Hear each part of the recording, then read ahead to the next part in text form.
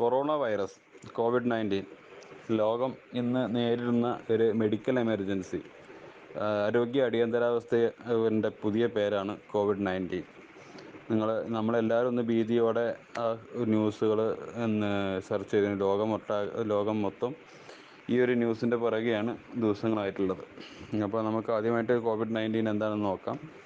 അതിനുശേഷം അതിൻ്റെ പകരാനുള്ള കാരണങ്ങൾ, ലക്ഷണങ്ങൾ, പ്രതിരോധ മാർഗങ്ങൾ, ഈ രീതിയിൽ 3 ഹെഡിങ് ആയിട്ട് നമുക്ക് കാര്യങ്ങൾ ചർച്ച ചെയ്യാം. അപ്പോൾ ആദ്യമായിട്ട് ഞാൻ കോവിഡ്-19 അഥവാ ഇതിനെക്കുറിച്ചിട്ടൊരു വിവരണം ചെറുതായിട്ട് തരാം. ഇതിന് 2020 ഫെബ്രുവരി 11 കോവിഡ്-19 കൊറോണ വൈറസ് ഡിസീസ് 19 എന്ന പേര് ലോകാരോഗ്യ സംഘടന WHO കൊടുത്തത്. ഇത് കൊടുക്കുന്നതിനുള്ള കാരണം, ഈ ഒരു പേരിൽ ലോകം മൊത്തം ഇത് അറിയപ്പെട്ട് കഴിഞ്ഞിട്ട് ഇത്തരം രോഗങ്ങളെ ഈ പേര് കൊണ്ട് നമുക്ക് ഐഡൻറ്റിഫൈ ചെയ്യാൻ പറ്റും. അതിന് വ്യക്തമായിട്ടുള്ള രീതിയിൽ അതിൻ്റെ മാനേജ്മെൻറ്റ് ചെയ്യാൻ പറ്റും എന്നുള്ളതാണ്. ഇതിൻ്റെ വൈറസിൻ്റെ പേര് സാർസ് കൊറോണ വൈറസ് 2 അഥവാ severe acute respiratory syndrome corona virus 2 എന്നാണ് പേര്. ഇതാദ്യമായിട്ട് കണ്ടെത്തിയത് ഡിസംബർ 31, 2019, അഥവാ കഴിഞ്ഞ വർഷത്തെ അവസാനത്തെ ദിവസമാണ് ഈ ഒരു രോഗം റിപ്പോർട്ട് ചെയ്തത്. ചൈനയിലാണ്, വുഹാൻ എന്നൊരു സ്ഥലത്താണ് ഈ രോഗം റിപ്പോർട്ട് ചെയ്തത്. ഒരു സീ ഫുഡ് മാർക്കറ്റിലാണ്, അഥവാ മീൻ പോലെ തുടങ്ങിയിട്ടുള്ള കടൽ വിഭവങ്ങൾ വിൽക്കുന്ന ഒരു സ്ഥലത്താണ്, മാർക്കറ്റിലാണ് ഇത് ആദ്യമായിട്ട് കണ്ടെത്തിയിട്ടുള്ളത്. ആദ്യം തന്നെ പറയട്ടെ, ഈ ഒരു രോഗം ഇതുവരെ ഒരു മരുന്ന് അഥവാ മെഡിസിൻ കണ്ടെത്താത്തൊരു രോഗമാണ്. അതുകൊണ്ട് ഈ രോഗത്തിനെ പ്രതിരോധിക്കുക എന്നുള്ളതാണ് ഏറ്റവും വലിയ മാർഗം. ആ പ്രതിരോധത്തിനാണ് രോഗം ഇന്ന് മുന്നിട്ടിറങ്ങിയിട്ടുള്ളത്. ആ പ്രതിരോധ മാർഗങ്ങളാണ് ഈ ചർച്ചയിൽ ഏറ്റവും ഇമ്പോർട്ടൻറ്റ്. അപ്പോൾ ആദ്യം തന്നെ പറയട്ടെ, ഇതിന് മരുന്നില്ല. രോഗം വരിക, രോഗം സ്വതവേ മാറുക, ലോകത്തിന് കാണിക്കുന്ന ലക്ഷണങ്ങൾക്ക് അതാത് രീതിയിലുള്ള മരുന്നുകൊണ്ട് ചികിത്സിക്കുക എന്നുള്ളത് മാത്രമാണ് ഇന്ന് നമുക്ക് കഴിയുന്നത്. അപ്പോൾ ഇതിൻ്റെ ഇത് പകരുന്ന രീതികൾ പറയുകയാണെന്നുണ്ടെങ്കിൽ, ഇതിൽ മനുഷ്യനിൽ നിന്ന് മനുഷ്യനിലേക്ക് മാത്രമായിട്ട് പകർന്നതായിട്ട് ഇതുവരെ ഒരു റിപ്പോർട്ട് വന്നിട്ടുള്ളൂ. അല്ലാതെ ഏതെങ്കിലും ജന്തുവിൽ നിന്ന് പകർന്നതായിട്ട് റിപ്പോർട്ട് വന്നിട്ടില്ല. അതിനെക്കുറിച്ച് സ്റ്റഡി നടന്നുകൊണ്ടിരിക്കുകയാണ്, പഠനം നടന്നുകൊണ്ടിരിക്കുകയാണ്. അപ്പോൾ നിലവിൽ നമ്മൾ മനുഷ്യനിൽ നിന്ന് മനുഷ്യനിലേക്ക് പകരുന്നത് തടയാൻ വേണ്ടിയുള്ള കാര്യങ്ങളാണ് ചെയ്തുകൊണ്ടിരിക്കുന്നത്. ആദ്യമായിട്ട് പറയുകയാണെന്നുണ്ടെങ്കിൽ, ഈ ഒരു രോഗം ഒരു ശ്വാസകോശ സംബന്ധമായിട്ടുള്ളൊരു രോഗമാണ്. അത് ആദ്യമായിട്ട് അത് അഫക്റ്റ് ചെയ്യുന്നത് ശ്വാസകോശത്തിൻ്റെ ഭാഗങ്ങളായിട്ടുള്ള windpipe, trachea, bronchus, lungs തുടങ്ങിയുള്ള ഭാഗങ്ങൾ, അതായത് ശ്വാസനാളികളും ശ്വാസകോശവും, ഈ ഭാഗങ്ങളിലാണ് ഇത് ആദ്യമായിട്ട് അഫക്റ്റ് ചെയ്യുന്നത്. അപ്പോൾ ഇത് പകരാനുള്ള കാരണം മെയിനായിട്ട് 2ആയിട്ട് തിരിച്ചിട്ട് പറയാം. ഒന്ന്, ഈ കൊറോണ ബാധ ലക്ഷണങ്ങളോട് കൂടിയുള്ള ആളുകൾ, അവർ തുമ്മുക, ചുമക്കുക, അല്ലെങ്കിൽ സംസാരിക്കുകയൊക്കെ ചെയ്യുമ്പോൾ അവരുടെ വായിൽ നിന്ന് വരുന്ന ചെറിയ ജലകണികകൾ, അഥവാ നമ്മളെ തുപ്പലത്തിൻ്റെ ചെറുതായിട്ടുള്ള കണികളുണ്ടാവും. തുമ്മുകയാണെങ്കിൽ നിങ്ങൾക്കറിയാം, ഒരു സ്പ്രേ പോലെ വരുന്ന ഈ ഡ്രോപ്ലെറ്റുകൾ എയറിൽ അഥവാ അന്തരീക്ഷത്തിൽ കലരുക. അത് കൊറോണ ഇല്ലാത്ത ഒരാൾ, ഈ രോഗമില്ലാത്ത ഒരാൾ ശ്വസിക്കുക, അയാളെ ശ്വാസനാളി കയറിക്കഴിഞ്ഞാൽ ഈ രോഗം അയാളിൽ ഉണ്ടാകാനുള്ളതായിട്ട് സാധ്യതകളുണ്ട്, അത് തുടങ്ങും. അപ്പോൾ ആദ്യമായിട്ട് ഇത് ഡ്രോപ്ലെറ്റ് ഇൻഫെക്ഷൻ വഴിയാണ് പകരുക. അഥവാ ഈ രോഗലക്ഷണങ്ങൾ ഒന്നും കൂടെ പറയുക, രോഗലക്ഷണങ്ങളുള്ള ഒരാൾ തുമ്മുകയോ ചുമക്കുകയോ സംസാരിക്കുകയോ ചെയ്യുമ്പോൾ സ്പ്രേ രൂപത്തിൽ അന്തരീക്ഷത്തിലേക്ക് വരുന്ന രോഗാണുക്കൾ രോഗമില്ലാത്ത ഒരാൾ ശ്വസിക്കുക മറ്റോ ചെയ്തു കഴിഞ്ഞാൽ അയാൾ ശ്വാസനാളത്തിൽ കയറിയിട്ട് രോഗം ഉണ്ടാക്കുകയാണ് ചെയ്യുന്നത്. പിന്നെ രണ്ടാമതായിട്ട് ഇത് വരുന്നത്, രോഗമുള്ള ഒരാൾ തുമ്മുകയോ ചുമക്കുകയോ ചെയ്തു കഴിഞ്ഞാൽ അന്തരീക്ഷത്തിലേക്ക് വീഴുന്ന ഈ സ്പ്രേ രൂപത്തിൽ വരുന്ന ഈ സാധനം വസ്തുക്കൾ പറ്റിപ്പിടിക്കുക. നമ്മുടെ ടേബിള്, ഹാൻഡ് റെയിലുകൾ, ലിഫ്റ്റിൻ്റെ ബട്ടണുകൾ, അതുപോലെ വീടിൻ്റെ വാതിലിൻ്റെ ഭാഗങ്ങൾ, അങ്ങനത്തെ ഭാഗങ്ങളിൽ വന്നു കഴിഞ്ഞാൽ അതിൽ നമ്മൾ കൈ കൊണ്ട് തൊട്ട് ആ കയ്യിൽ അണുക്കളുണ്ടാവും. ആ ഭാഗത്ത് തൊട്ട് കഴിഞ്ഞാൽ കയ്യിൽ അണുക്കളുണ്ടാവും. ആ അണുക്കൾ മൂക്കിലോ വായയിലോ അല്ലെങ്കിൽ കണ്ണിലോ ആയിക്കഴിഞ്ഞാൽ അതുവഴി പകരാനുള്ള ചാൻസ് വളരെ കൂടുതലാണ്. അപ്പോൾ ഈ 2 രീതിയിലാണ് മെയിനായിട്ട് ഈ സാധനം പകരുന്നത്. WHO ഏറ്റവും പുതിയ റിസർച്ച് അനുസരിച്ച് ഡ്രോപ്ലെറ്റ് ഇൻഫെക്ഷനേക്കാളും കൂടുതലാണ് ഈ കണ്ടാമിനേറ്റ് ആയിട്ടുള്ള കൈ കൊണ്ട് മൂക്കിലോ വായിലോ അല്ലെങ്കിൽ കണ്ണിലോ സ്പർശിച്ചു കഴിഞ്ഞാൽ ഇതുണ്ടാകുന്നത്. അപ്പോൾ ഇത്തരം രീതികളാണ് തടയേണ്ടത്. അപ്പോൾ രോഗലക്ഷണങ്ങളുള്ള ഒരാളിൽ നിന്ന് മാത്രമേ, നെക്സ്റ്റ് പറയാന്നുണ്ടെങ്കിൽ രോഗലക്ഷണങ്ങളുള്ള ഒരാളിൽ നിന്ന് മാത്രമേ ഇത് പകരാനുള്ള സാധ്യത ഏറ്റവും കൂടുതലുള്ളത്. രോഗലക്ഷണങ്ങൾ കാണിക്കാത്ത ഒരാളിൽ നിന്ന് പിന്നെ ഈ രോഗം പകരില്ല. അപ്പോൾ ഈ രോഗാണു, ഇതിനൊരു ഇൻക്യുബേഷൻ പീരീഡ് പറഞ്ഞിട്ട്, ഏതൊരു അസുഖത്തിനും സാധാരണ രോഗാണുക്കൾ മുഖേന പിന്നെ സൂക്ഷ്മജീവികൾ മൈക്രോബ്സ് മുഖേന പകരുന്ന രോഗങ്ങൾക്ക് പൊതുവേ ഒരു ഇൻക്യുബേഷൻ പീരീഡ് എന്ന് പറഞ്ഞിട്ടുള്ള ഒരു സാധനമുണ്ട്. എന്താണ് ഇൻക്യുബേഷൻ പീരീഡ് എന്ന് നമുക്ക് ചർച്ച ചെയ്യാം. ഒരു ഇൻക്യുബേഷൻ പീരീഡ് എന്ന് പറഞ്ഞാൽ ഒരു രോഗാണു ഒരു വ്യക്തിയുടെ ശരീരത്തിൽ പ്രവേശിച്ചതിന് ശേഷം ആ രോഗാണു ലക്ഷണങ്ങൾ കാണിച്ചു തുടങ്ങാൻ, ആ രോഗത്തിൻ്റെ ലക്ഷണങ്ങൾ കാണിച്ചു തുടങ്ങാനിടയിലുള്ള സമയം. ഇപ്പോൾ ഇന്ന് ഒരാളിലേക്ക് ഒരു രോഗാണു കയറി, അയാളുടെ രോഗം പിന്നെ ചിലപ്പോൾ 5 ദിവസം കഴിഞ്ഞിട്ടാവും വരിക, ചിലപ്പോൾ 6 ദിവസം കഴിഞ്ഞിട്ടാവും വരിക. അപ്പോൾ ലക്ഷണങ്ങൾ പ്രകടമായി തുടങ്ങാം. ഈ രോഗാണു കയറി ലക്ഷണങ്ങൾ പ്രകടമായി തുടങ്ങുന്നതിൻ്റെ ഇടയിലുള്ള സമയമാണ് ഇൻക്യുബേഷൻ പീരീഡ് എന്ന് പറയാം. കൊറോണ വൈറസിനെ സംബന്ധിച്ചിടത്തോളം, COVID-19 സംബന്ധിച്ചിടത്തോളം ഇതിൻ്റെ ഇൻക്യുബേഷൻ പീരീഡ് എന്ന് പറയുന്നത് 1 ദിവസം മുതൽ 2 ആഴ്ച വരെയാണ്. സാധാരണഗതിയിൽ 5 ദിവസത്തിൻ്റെ ഉള്ളിൽ സാധാരണഗതിയിൽ ഒരു 80% ആളുകളിലും രോഗലക്ഷണങ്ങൾ കാണിച്ചു തുടങ്ങിയിട്ടുണ്ട് ഈ അസുഖം, ഈ കൊറോണ വൈറസ്. അപ്പോൾ നമുക്ക് എന്തൊക്കെയാണ് ഇനി ലക്ഷണങ്ങൾ എന്നതിലേക്ക് നോക്കാം. അപ്പോൾ ലക്ഷണങ്ങളായിട്ട് പറയുന്നത് ചെറിയ ലക്ഷണങ്ങളുണ്ട്, വലിയ ലക്ഷണങ്ങളുണ്ട്. അപ്പോൾ രോഗാണു കയറിയ എല്ലാ ആളുകൾക്കും ഈ രോഗം ഉണ്ടായിക്കൊള്ളണമെന്നില്ല. ചില ആളുകൾക്ക് ചിലപ്പോൾ ഉണ്ടാവാണ്ടേ ഇരിക്കാം. എങ്കിലും ഈ രോഗം വന്ന് കഴിഞ്ഞ വ്യക്തികളിൽ 80% ആളുകളും ഒരു ചികിത്സയും ആവശ്യമില്ലാതെ തന്നെ രോഗം ഭേദമായി അവർ സാധാരണ ജീവിതത്തിലേക്ക് മടങ്ങിയിട്ടുണ്ട്. ഇതിൽ 1/6 ആളുകൾക്ക് മാത്രമേ പിന്നെ ഈ അസുഖം വളരെ സീരിയസ് ആയിട്ടുള്ള രീതിയിലേക്ക് പിന്നെ ഹോസ്പിറ്റലിൽ അഡ്മിറ്റ് ആക്കുകയോ ഐ സി യു കയറ്റിയിട്ട് പിന്നെ ചികിത്സ കൊടുക്കേണ്ട വരുന്നത് വെറും 20% ആളുകൾ മാത്രമാണ്. ഇതിൻ്റെ മരണനിരക്ക് നോക്കുകയാണെന്നുണ്ടെങ്കിൽ ഇത് 3 മുതൽ 4% മാത്രമേ മരണനിരക്കുള്ളൂ. അഥവാ 100 പേർക്ക് ഈ രോഗം പിടിപെട്ടാൽ ലോകത്തുനിന്ന് മരിച്ചിട്ടുള്ളത് 3-4 ആളുകളാണ്. അപ്പോൾ ഇതിൻ്റെ ലക്ഷണങ്ങളിലേക്ക് നമുക്ക് ആദ്യമായിട്ട് വരാം. ചെറിയ ലക്ഷണങ്ങളായിട്ട് പറയുന്നത് ചെറിയ രീതിയിലുള്ള പനി, വരണ്ട ചുമ, പിന്നെ മൂക്കടപ്പ്, ചിലർക്ക് മാത്രമാണ് മൂക്കുന്ന് ഒലിക്കണത്, തൊണ്ട വരൾച്ച പറയുന്നുണ്ട്, ചിലർക്ക് തലവേദന പറയുന്നുണ്ട്, ശരീരവേദന, ക്ഷീണം പൊതുവെ കോമൺ ആയിട്ട് കാണുന്നുണ്ട്, സാധാരണയായിട്ട് കാണുന്നുണ്ട്. ഇത്രയും കാര്യങ്ങളാണ് ചെറിയ രീതിയിലുള്ള ലക്ഷണങ്ങളായിട്ട്. നമ്മളെ ജലദോഷങ്ങളോട് സാമ്യമുള്ള ലക്ഷണങ്ങളാണ്. പക്ഷെ ജലദോഷത്തിൽ മൂക്കൊലിപ്പ് സാധാരണ കൂടുതലാണ്, കഫം ഉണ്ടാവും, ഇതിൽ കഫം വളരെ കുറവാണ്. അപ്പോൾ ഒന്നുകൂടെ പറയാം: ശരീരവേദന, ക്ഷീണം, ചെറിയ രീതിയിലുള്ള പനി, വരണ്ട ചുമ, തൊണ്ട വരളുക, മൂക്കടപ്പുണ്ടാവുക, ഇത്തരം കാര്യങ്ങളൊക്കെയാണ് സാധാരണക്കായിട്ട് കാണപ്പെടുന്ന ലക്ഷണങ്ങൾ. ചിലരിൽ അതിൻ്റെ ചുണ്ടും ഇതൊക്കെ നീരിച്ച് പോവുക, ചുണ്ട് മുഖമൊക്കെ നീരിച്ച് പോകുന്ന രീതിയിൽ ചെറിയ പെയിലിങ് വരാറുണ്ട് സാധാരണ കുട്ടികളിൽ. ഇതിൻ്റെ വലിയ ലക്ഷണങ്ങളായിട്ട് പറയുന്നത് പനിയും ചുമയും ശ്വാസതടസ്സമാണ്. നല്ല രീതിയിലുള്ള പനി, വളരെ നല്ല കൂടിയ രീതിയിലുള്ള ഡ്രൈ കഫ്, വരണ്ട ചുമ നന്നായിട്ട് കൂടുക. ഏറ്റവും പ്രധാനമായിട്ട് പറയുന്നത് ശ്വാസതടസ്സം, നമുക്ക് ശ്വാസം എടുക്കാനുള്ള കഴിവ് കുറയുക, ശ്വാസം നല്ല രീതിയിൽ ശ്വാസം വലിക്കാൻ കഴിയാണ്ടിരിക്കുക, ശ്വാസതടസ്സം നല്ല രീതിയിൽ അനുഭവപ്പെടുക എന്നുള്ളത് വലിയ ലക്ഷണങ്ങളായിട്ട് ഇതിൻ്റെ ഈ രോഗലക്ഷണങ്ങൾ നല്ല രീതിയിലുള്ള പനി, ചുമ, ശ്വാസതടസ്സം, ശ്വാസത്തെ എടുക്കാനുള്ള ബുദ്ധിമുട്ട്, ഇത്തരം രീതിയിലുള്ള ലക്ഷണങ്ങൾ കണ്ടു കഴിഞ്ഞാൽ ഒരു കൊറോണ രോഗബാധിതനെ നമ്മൾ ഹോസ്പിറ്റലിൽ എത്തിക്കേണ്ടതുണ്ട്. അപ്പം ഈ രോഗലക്ഷണം ഒന്നും കൂടെ പറയാം: പനി, നല്ല രീതിയിലുള്ള പനി, ചുമ, അതുപോലെ തന്നെ പിന്നെ ഒരു ശ്വാസം എടുക്കാനുള്ള ബുദ്ധിമുട്ട്. ഇതാണ് ഏറ്റവും കൂടുതൽ ആയിട്ടുള്ള ലക്ഷണങ്ങൾ.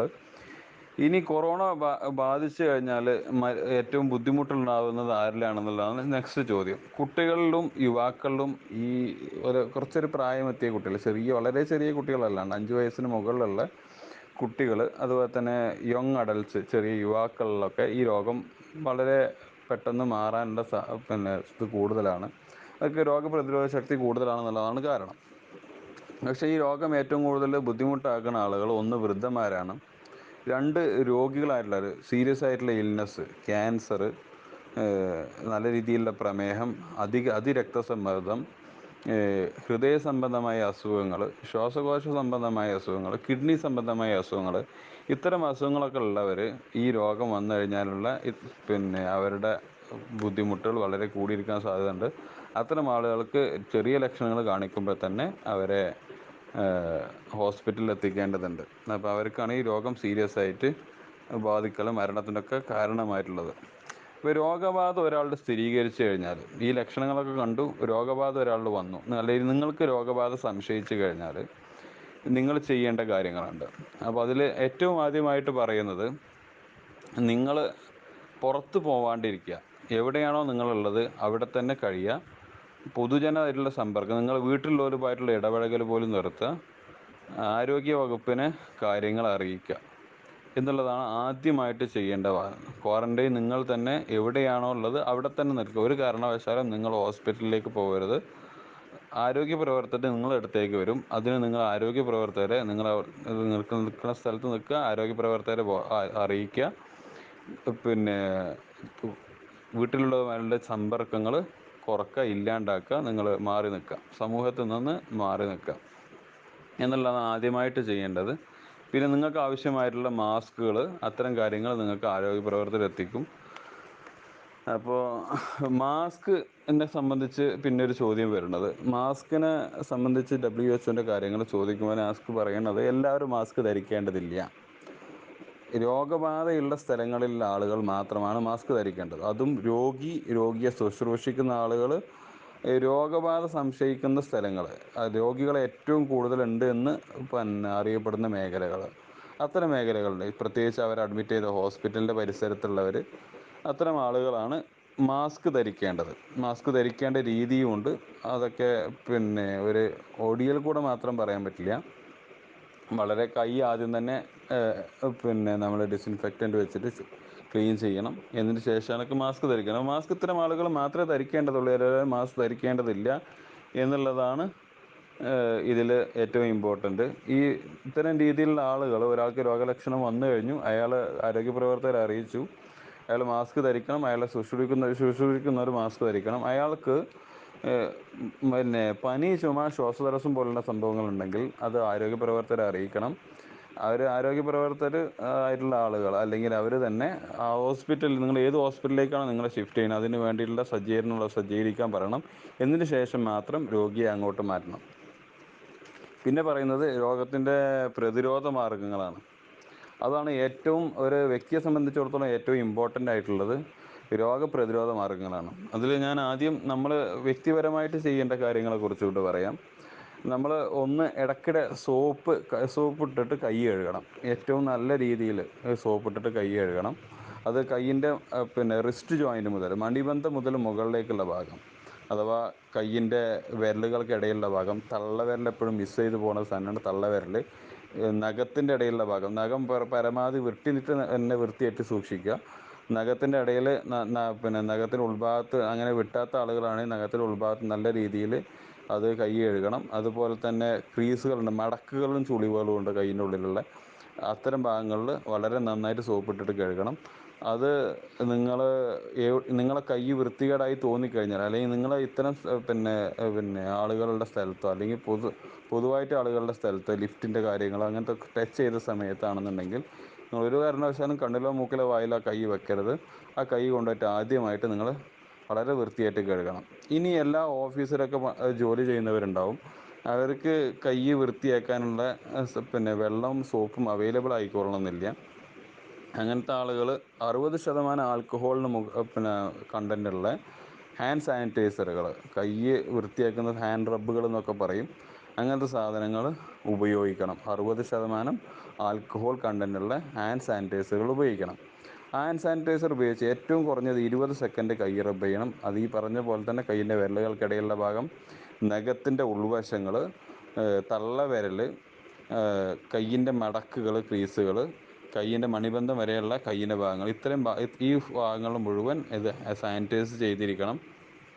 രണ്ടാമത് പറയാനുള്ളത്, നിങ്ങൾക്ക് എന്ത് രീതിയിലാണെങ്കിലും നിങ്ങൾ പൊതുസ്ഥലത്ത് വന്നിട്ട് തുമ്മുകയോ ചുമക്കുകയോ ചെയ്യരുത്. അത് വളരെ ഇമ്പോർട്ടൻ്റ് ആണ്. ഇനി ആരെങ്കിലും തുമ്മുകയോ ചുമക്കുകയോ ചെയ്യണമെന്നുണ്ടെങ്കിൽ അവർ ടിഷ്യൂ ഉപയോഗിച്ചിട്ട് വായ മൂക്കും കവർ ചെയ്തിട്ട് മാത്രമാണ് നിങ്ങൾ ചുമക്കുകയോ തുമ്മുകയോ ചെയ്യേണ്ടത്.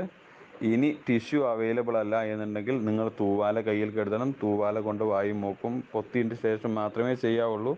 ഇത് രണ്ടും അവൈലബിൾ അല്ലാത്ത സമയത്ത് നിങ്ങളെ കൈ മടക്കുക, കയ്യിൻ്റെ നമ്മൾ പറയുന്ന എൽബോ ജോയിൻ്റ്, അല്ലെങ്കിൽ കയ്യിൻ്റെ മുട്ട് എന്ന് പറഞ്ഞ ഭാഗത്തിൻ്റെ ഉൾവശം മൂക്കും വായും കൂടെ പൊത്തി വെച്ചിട്ട് വേണം നിങ്ങൾ ചുമക്കാൻ. തുമ്മുകയോ ചുമക്കുകയോ ചെയ്യുന്ന ആളെടുത്തുനിന്ന് ഏറ്റവും മിനിമം 1 മീറ്റർ മാറിയിട്ട് വേണം നിങ്ങൾ നിൽക്കാൻ. കാരണം 1 മീറ്ററിൻ്റെ ഉള്ളിൽ പുറത്തേക്ക് വന്ന അണുക്കൾ നിലത്തേക്ക് സെറ്റിൽ ചെയ്യും. അതൊരു മീറ്ററിന് അപ്പുറത്തേക്ക് അത് വരാനുള്ള ചാൻസ് ഇല്ല എന്നാണ്. എങ്കിലും USCDC, disease control, centre of disease control പറയുന്നത് 2 മീറ്റർ വരെയാണ്. അപ്പോൾ ഏറ്റവും കുറഞ്ഞത് 1 മീറ്റർ, അല്ലെങ്കിൽ 2 മീറ്റർ, കഴിയുന്നവർ 2 മീറ്റർ അപ്പുറത്താണ് തുമ്മുന്നതിനും ചുവക്കുന്നതിനും സുരക്ഷിതമായിട്ടുള്ള അകലം പാലിക്കണം. പിന്നെ ചെയ്യാനുള്ളത് ഗവൺമെൻറ് നിർദ്ദേശങ്ങൾ. നിങ്ങളിപ്പോൾ കല്യാണങ്ങൾ നടത്തരുതെന്ന് പറയും. ഒരിക്കലും വാശി പിടിച്ചിട്ട് നിങ്ങൾ കല്യാണങ്ങൾ നടത്തരുത്. നിങ്ങളുടെ സംഘടനകളെ യോഗങ്ങൾ കാര്യങ്ങളൊക്കെ പൊതുജനങ്ങൾ കൂടുന്ന സമയത്ത് നടത്തരുത്. പള്ളികളിലുള്ള നിസ്കാര സമയത്തൊക്കെ വളരെ പെട്ടെന്ന് നിസ്കാരം പിരിച്ചുവിടുന്ന കഴിഞ്ഞിട്ട് തിരിച്ചു പോകണം. ജുമയാണെങ്കിൽ നിങ്ങൾ സമയം കുറക്കണം. ഉദ്ബോധന പ്രസംഗങ്ങൾക്കുള്ള സമയം അല്ല ഇത്. അതുകൊണ്ട് അത്തരം കാര്യങ്ങൾ വളരെ ചുരുങ്ങിയ സമയം കൊണ്ട് നിർവഹിച്ചിട്ട് പുറത്ത് വിടണം. റിലീജിയസ് ആയിട്ടുള്ള മതപരമായിട്ടുള്ള യോഗങ്ങളൊക്കെ വെട്ടിക്കുറക്കണം. സ്കൂളുകൾക്കൊക്കെ അവധിയും കാര്യങ്ങളും നിലവിൽ കൊടുത്തിട്ടുണ്ട്. അത് തന്നെ തുടരണം. അത് സ്കൂൾ ഒരു കാരണവശാലും സ്പെഷ്യൽ ക്ലാസ്സിന് നിങ്ങളെ മക്കളെയോ പറഞ്ഞയക്കരുത്. പൊതുജനം കൂടുന്ന മാളുകൾ, അങ്ങനത്തെ സ്ഥലങ്ങളിൽ നിന്ന് പരമാവധി അകലം പാലിക്കുക. നിങ്ങൾ പേഴ്സണൽ ഹൈജീൻ എപ്പോഴും സൂക്ഷിക്കുക. വ്യക്തി ശുചിത്വം, പരിസര ശുചിത്വം കൃത്യമായിട്ടും വേണം. നിങ്ങൾ വീട് എപ്പോഴും തുടക്കുക. ഇത് വരാൻ ചാൻസ് ഉള്ള ഭാഗങ്ങൾ സാനിറ്റൈസർ ഉപയോഗിച്ചിട്ട് സാനിറ്റൈസ് ചെയ്യുക, അല്ലെങ്കിൽ കഴുകുക. സോപ്പ് ഉപയോഗിച്ചിട്ട് കഴുകുക, അല്ലെങ്കിൽ സാനിറ്റൈസർ ഉപയോഗിച്ചിട്ട് തുടക്കുക. ഇത്തരം കാര്യങ്ങളൊക്കെ, പ്രത്യേകിച്ച് ഗൾഫിലുള്ള ആളുകളാണെന്നുണ്ടെങ്കിൽ കൈ കഴുകണം റൂമിലെത്തിക്കഴിഞ്ഞാൽ. അതുപോലെ തന്നെ കോമൺ അമ്യൂണിറ്റീസ്, നിങ്ങളുടെ കിടക്കുന്ന ബെഡ്റൂമുകളൊക്കെ ദിവസവും തുടക്കണം. അതുപോലെ തന്നെ നിങ്ങൾ ടേബിളുകളും കാലിൻ്റെ മുകളിലൊക്കെ സാനിറ്റൈസ് ചെയ്തിരിക്കണം. ഇതൊക്കെ കാര്യങ്ങളൊക്കെ സൂക്ഷിക്കണം. മൃഗങ്ങളിൽ നിന്ന് ഇത് മനുഷ്യരിലേക്ക് പകർന്നില്ല എന്നുള്ളതുകൊണ്ട് എന്നുള്ളത് ശരിയ തന്നെയാണെങ്കിലും, നിങ്ങൾ മീറ്റ് മാർക്കറ്റുകളിൽ, അതുപോലെ തന്നെ ഫിഷ് മാർക്കറ്റിലൊക്കെ ജോലി ചെയ്യുന്ന ആളുകൾ, ഹോട്ടലിൽ ഫിഷും അതുപോലെ തന്നെ ഇറച്ചിയൊക്കെ കുക്ക് ചെയ്യുന്ന കുക്കുമാർ, ഇവരൊക്കെ ഇതുമായിട്ട് ഇടപഴകുമ്പോൾ വളരെയധികം സൂക്ഷിക്കണം. ഗ്ലൗസ് ഇട്ട് ചെയ്യാൻ പറ്റുന്നത് വളരെ നല്ലതാണ്. ഗ്ലൗസ് ഇട്ടിട്ട് ചെയ്യണം. അതുപോലെ തന്നെ പകുതി വെന്ത ഭക്ഷണ സാധനങ്ങൾ കഴിക്കുന്നത് ഒഴിവാക്കണം. പ്രത്യേകിച്ച് നിങ്ങൾ പുറത്തുനിന്നുള്ള ജ്യൂസുകൾ, അങ്ങനത്തെ കാര്യങ്ങളൊക്കെ കുടിക്കുന്നത് പുറത്തുനിന്നുള്ള ഭക്ഷണ സാധനങ്ങൾ കഴിക്കുന്നത് വളരെ ഒഴിവാക്കണം. നിങ്ങൾ തന്നെ കുക്ക് ചെയ്ത് കഴിക്കുന്നതാണ് ഏറ്റവും നല്ലത്. പകുതി എന്തോ സാധനം ഒരു കാരണവശാലും അത് ഇറച്ചി വിഭവങ്ങളായാലും പച്ചക്കറി വിഭവങ്ങളായാലും കഴിക്കരുത്. ചൂടാക്കിയ വെള്ളം മാത്രമേ കുടിക്കാവുള്ളൂ. ഇത്തരം കാര്യങ്ങളൊക്കെ നിങ്ങൾ സൂക്ഷിക്കണം. മാസ്ക് രോഗി അല്ലെങ്കിൽ രോഗിനെ ശുശ്രൂഷിക്കുന്ന ആളുകൾ മാത്രം മാസ്ക് ഉപയോഗിച്ചാൽ മതി എന്നുള്ളതാണ്. പിന്നെ നിങ്ങളോട് പറയാനുള്ളത്, ഇതിനൊരു വാക്സിൻ നിലവിൽ കണ്ടെത്തിയിട്ടില്ല. ഒരു വാക്സിൻ കണ്ടെത്താൻ 1 വർഷം വരെ എടുക്കുന്നതാണ് ലോകാരോഗ്യ സംഘടന മുന്നറിയിപ്പ് നൽകുന്നത്. അപ്പോൾ നിങ്ങൾ ശുചിത്വം സൂക്ഷിക്കുക എന്നുള്ളതാണ് ഇതിൽ ഏറ്റവും ഇമ്പോർട്ടൻ്റ് ആയിട്ടുള്ളത്. നിങ്ങൾ ആരെങ്കിലും നിങ്ങളോട് വന്നിട്ട് ഈ ആൻറ്റിബയോട്ടിക് കഴിച്ചാൽ ഈ അസുഖം വരാതെ സൂക്ഷിക്കുക എന്ന് പറയുന്നത് തീർത്തും തെറ്റാണ്. അങ്ങനെ ഒരു ആൻറ്റിബയോട്ടിക് നിലവിലില്ല. റൂം പുകക്കണത് അല്ലെങ്കിൽ കാര്യങ്ങളൊന്നും വൈറസിനെ കൊല്ലാൻ സഹായകമാവില്ല. ഒരു കാരണവശാലും നിങ്ങൾ യാത്ര ചെയ്യുന്നവരാകും. ഈ ഗ്രൂപ്പിലെ പലരും ബിസിനസ് ആവശ്യാർത്ഥം, ജോലി ആവശ്യാർത്ഥമൊക്കെ യാത്ര ചെയ്യുന്നവരാവാം. ഒരു കാരണവശാലും കൊറോണ ബാധയുള്ള സ്ഥലത്തേക്ക് നിങ്ങൾ യാത്ര ചെയ്യരുത്. അത് നമ്മളെ മതം പറയുന്നതാണെന്നുണ്ടെങ്കിൽ, ഒരു പകർച്ചവ്യാധിയുള്ള സ്ഥലത്തു നിന്ന് ഒരാൾ പുറത്തേക്ക് വരികയോ പുറത്തുനിന്നുള്ള ഒരാൾ ഉള്ളിലേക്ക് പോവുകയോ ചെയ്യരുത് എന്നുള്ളതാണ്. അതുതന്നെയാണ് ഏറ്റവും ഇമ്പോർട്ടൻ്റ് ആയിട്ടുള്ള സാധനം. നിങ്ങൾ ഒരു കാരണവശാലും കൊറോണ ബാധയുള്ള സ്ഥലത്തേക്ക് പോകരുത്. പിന്നെ അകലം പാലിക്കുക, സാമൂഹിക അകലം സൂക്ഷിക്കുക, വ്യക്തി ശുചിത്വം സൂക്ഷിക്കുക, പരിസര ശുചിത്വം സൂക്ഷിക്കുക, ഇത് കാര്യങ്ങളൊക്കെ ശ്രദ്ധിക്കുക. പിന്നെ നിങ്ങൾ ഒരാൾ രോഗിയായി എന്നുള്ളത് കൊണ്ട് അയാളുടെ രോഗത്തിനോടാണ് നിങ്ങൾ മല്ലിടേണ്ടത്, രോഗിയോടല്ല. രോഗിയെ ഒരു കാരണവശാലും പിന്നെ ഹരാസ് ചെയ്യുക, മോശമാക്കി സംസാരിക്കുക, അവരെ സമൂഹത്തിൽ നിന്ന് മാറ്റി നിർത്തുക, രോഗം മാറിക്കഴിഞ്ഞാൽ ഇക്കാര്യങ്ങളൊന്നും ഒരു കാരണവശാലും ഉണ്ടാവരുത്. അപ്പം ഇതിൻ്റെ സൈക്കോളജിക്കൽ ഭാഗങ്ങൾ ഒരുപാടുണ്ട്. അപ്പോൾ അത്തരം കാര്യങ്ങളിലേക്കൊന്നും രോഗിയെ മോശമായിട്ട് ചിത്രീകരിക്കാനോ രോഗിയെ കുറ്റക്കാരനാക്കാനോ രോഗിയെ ഒരു മോബ് ലിഞ്ചിങ്ങിന് വിട്ടുകൊടുക്കാനോ ഒന്നും പാടില്ല. അത് രോഗിയെ സംരക്ഷിക്കണം, രോഗത്തെ തുരത്തണം, പ്രതിരോധ മാർഗങ്ങൾ ഉൾക്കൊള്ളണം. പിന്നെ അതിനൊക്കെ ദൈവം സഹായിക്കട്ടെ എന്ന് ആശംസിച്ചുകൊണ്ട് പ്രാർത്ഥിച്ചുകൊണ്ടും നിർത്തുന്നു. അസ്സലാമു അലൈക്കും.